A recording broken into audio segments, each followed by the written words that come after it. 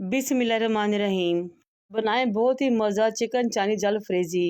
आलू लें, उनको फ्रेंच फ्राइज शेप में काटें और फ्राई कर लें। बहुत ज़्यादा फ्राई नहीं करना, जब इनके एजेस गोल्डन हो जाए तो निकाल लें। फिर गाजर लें, उनको भी काटें, उसको भी फ्राई कर लें। जब गाजरों के एजेस लाइट गोल्डन हो जाए तो इनको निकाल लें। फिर शिमला मिर्च लें, उनको भी काटें और फ्राई कर लें, लेकिन आपने फ्लेम लो रखनी है। 1 मिनट फ्राई करने के बाद निकाल लेना है, ताकि इनका क्रंच बरकरार रहे और अंदर से नरम हो जाएं।